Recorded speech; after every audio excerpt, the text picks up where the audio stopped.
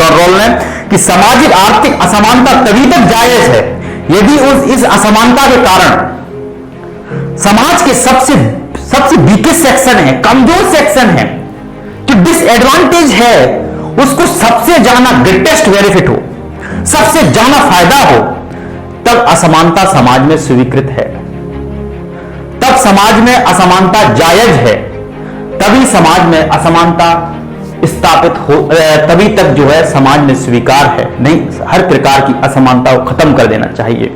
इस तरीके की बात को हम विस्तार से समझने का प्रयास करते हैं।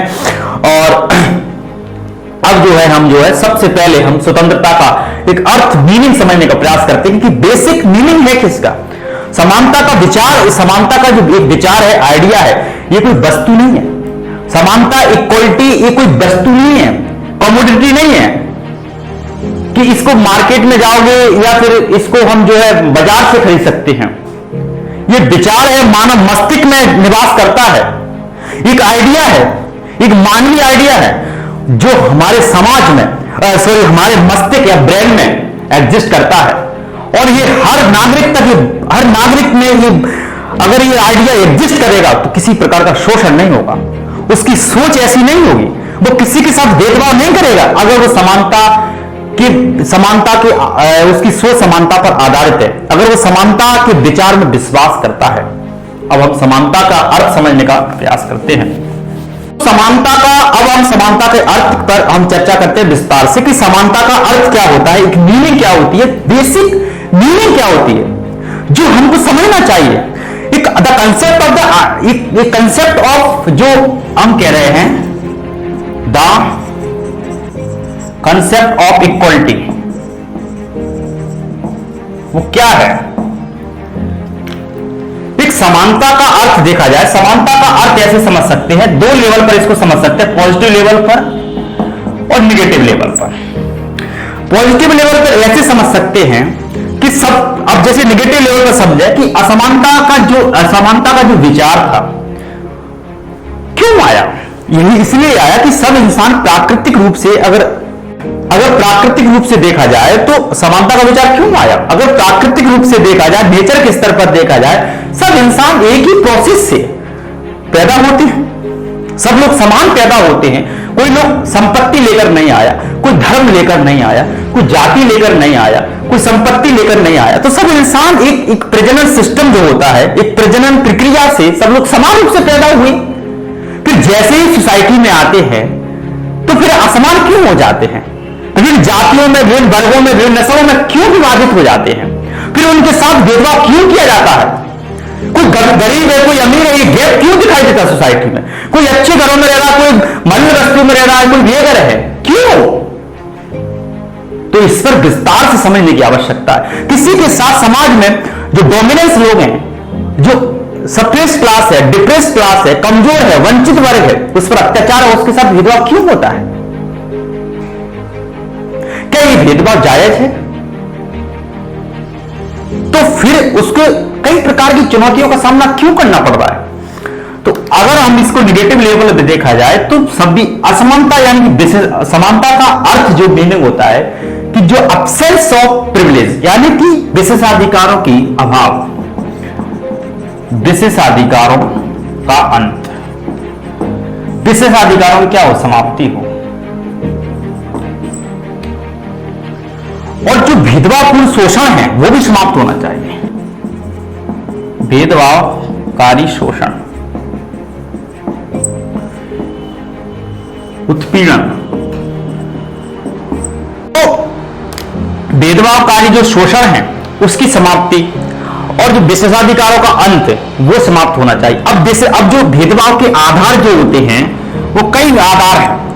जैसे अमेरिका में देखा जाए तो रेस के आधार पर शोषण लोगों के साथ किया जाता है। तो कई आधार होते हैं। तो जैसे रेस, अमेरिका में रेस है, कलर के आधार पर वहां पर बड़े स्तर पर शोषण होता है। कलर के आधार पर ब्लैक और व्हाइट के बीच में एक बड़ा संघर्ष है और लंबा 17वीं सेंचुरी से आज तक वो एग्जिस्ट करता है। और इसी पर इंडिया में अगर देखा जाए तो कास्ट के आधार पर लोगों के साथ उत्पीड़न किया जाता है, शोषण किया जाता है। तो ये भेदभावपूर्ण जो शोषण होता है उसकी समाप्ति समानता के रूप में तो है। अब जेंडर जैसे महिलाओं के खिलाफ किस आधार पर शोषण किया जाता है, उनके साथ भेदभाव किस आधार पर किया जाता है, किस ग्राउंड पर किया जाता है, जेंडर की बेस पर। तो नस्ल, रेस, जन्म स्थान के आधार पर जो भेदभाव है उसकी क्या हो, समाप्ति हो, और विशेषाधिकार का अंत हो, उसे क्या बोलते हैं, उस तब उसी का अर्थ क्या है, समानता से तो है। लेकिन पॉजिटिव संबंध में देखा जाए, इक्वलिटी का संबंध किससे है कि सबको क्या है, समान अवसर दिए जाए, समान अवसर।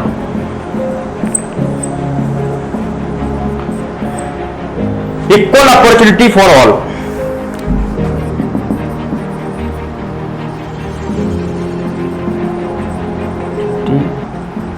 फॉर ऑल समानता को हम पॉजिटिव व्यू से हम देख सकते हैं कि पॉजिटिव व्यू से इस प्रकार देख सकते हैं कि सबको समान अवसर मिलने चाहिए, इक्वल अपॉर्चुनिटी फॉर ऑल, किसी के साथ भेदभाव नहीं किया जाना चाहिए, सबको समान अवसर मिलने चाहिए।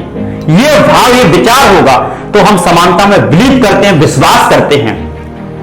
तो यही मीनिंग है समानता का। अब इसको पॉजिटिव दृष्टि से देखें तो सबको समान अवसर उपलब्ध होनी चाहिए, सबको समान प्रशासनिक सेवा में जाने का मौका होना चाहिए, सबको संपत्ति रखने का मौका होना चाहिए, सबको चुनाव लड़ने का अवसर होना चाहिए, सबको गरिमापूर्ण जीवन जीने का अवसर होना चाहिए। और भेदभाव और निगेटिव संबंध में देखा जाए तो विशेषाधिकार जो कई हमारे समाज में एक बड़े स्तर पर, जैसे आर्टिकल 18 को आप पढ़ोगे तो एक आम आदमी और एक राजा में काफी अंतर था, राजा रजवाड़े हैं उनमें काफी अंतर था। तो उसमें राजा में और आम आदमी में बहुत बड़ा अंतर था। उनको राजा महाराजा, एक इंसान जो है सब समान रूप से पैदा हुए हैं। तो फिर गरीब आदमी, गरीब इंसान, वो भी इंसान है, तो इंसान के सामने इंसान क्यों झुक रहा है, तो एक डिग्निटीफुल लाइफ नहीं जी पा रहा। तो 18 भारतीय संविधान का 80 में उपाधियों का अंत किया गया। तो कोई क्यों किया गया, क्योंकि विशेषाधिकार अंत करना है, क्योंकि समाज इक्वलिटी सोसाइटी बनाना है। और दूसरी बात देखा जाए, समानता का संबंध मूल रूप से दो चीजों से है, समानता का संबंध दो चीजों से है, इक्वलिटी सोसाइटी।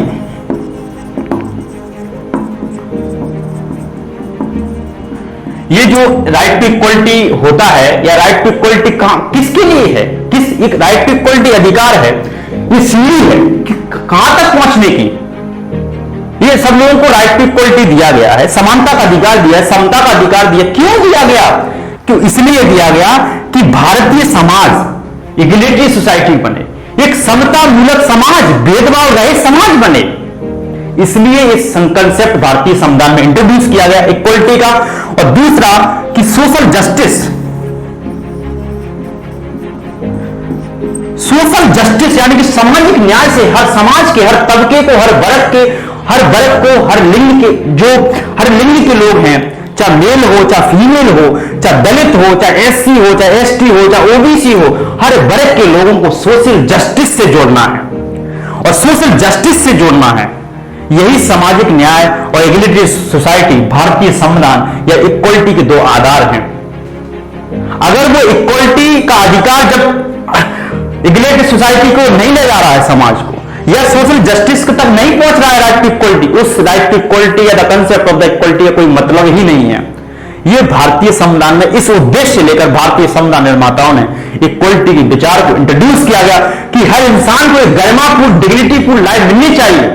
जैसे भारतीय संविधान के आर्टिकल 21A में लिखा है बात, जीवन का अधिकार with dignity, right to equality with dignity.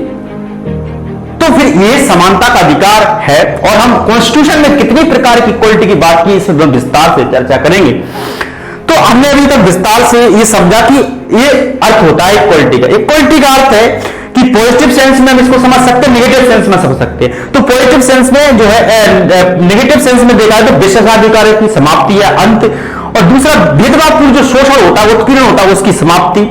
और जो कई भेदभावपूर्ण जो शोषण होता है उससे कई आधार होते हैं, ग्राउंड्स होते हैं। तो ग्राउंड जैसे रेस है, अमेरिका में, अफ्रीका में, यूरोप में बड़े स्तर पर दिखता है। ब्लैक रेशियल डिस्क्रिमिनेशन है।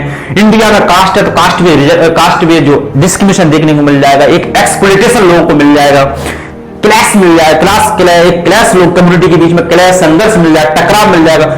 जेंडर के बेस पर एक्सप्लॉइटेशन किया जाता है, भेदभाव किया जाता है महिलाओं के साथ। जैसे पैट्रियार्की सोसाइटी में एग्जिस्ट करती है तो महिलाओं को कमजोर समझा जाता है। और फिर पॉजिटिव सेंस में देखा जाए तो कि इक्वलिटी का ये भी मीनिंग होता है, ये भी उसका निहितार्थ होता है कि सबको समान अवसर दिए जाना चाहिए, सबको बढ़ने के लिए, प्रोग्रेस करने के लिए, उन्नति करने के लिए सबको क्या दे? समान इक्वल, समान अवसर, इक्वल अपॉर्चुनिटी फॉर ऑल। ये भारतीय संविधान का आर्टिकल 16 देता है। यानी कि जो भारतीय संविधान का राइट टू इक्वलिटी है 14 से 18 तक, ये सब इसी में बिलीव करता है।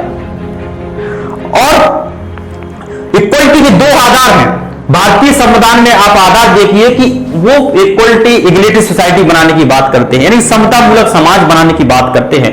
और दूसरा, सामाजिक न्याय से भारतीय समाज को जोड़ना है। हर समाज के हर तबके को सामाजिक न्याय सुनिश्चित कराना, ये भारतीय संविधान की मूल भावना है।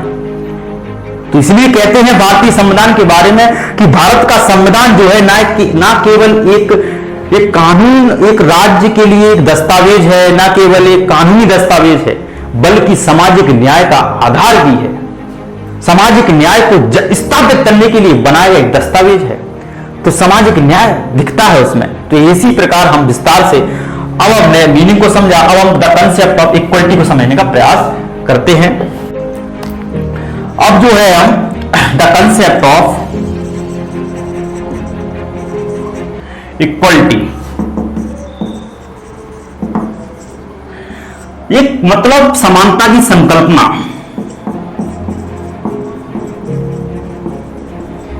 ये क्यों दी गई, क्या है उसका उद्देश्य, क्या है?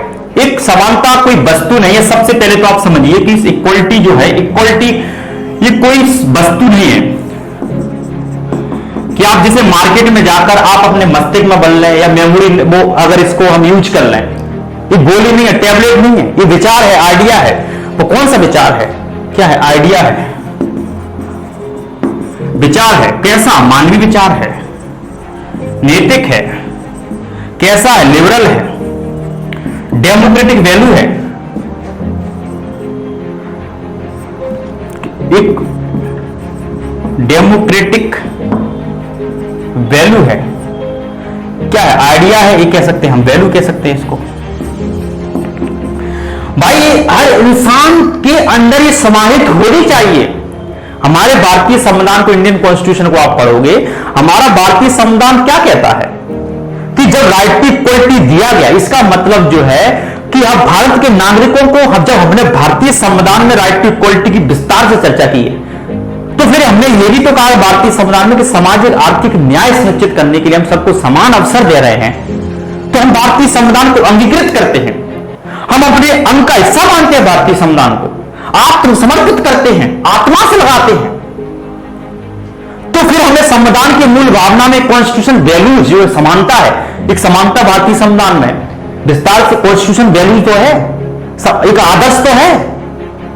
तो वो आदर्श है, वो कैसे आदर्श है? कॉन्स्टिट्यूशन जो डेमोक्रेटिक वैल्यू है, एक आइडिया है जो अभी रिसेंटली में विकसित हुआ है, जो मध्यकाल के बाद आधुनिक समाज आया, मॉडर्निटी आया, रेनेसां के बाद ये कंसेप्ट का डेवलपमेंट होता है। बीच में ये कंसेप्ट राइट टू इक्वलिटी का जो कंसेप्ट था विलुप्त हो गया, सामंतों के नीचे तल में दब गया, चर्च के नीचे दब गया।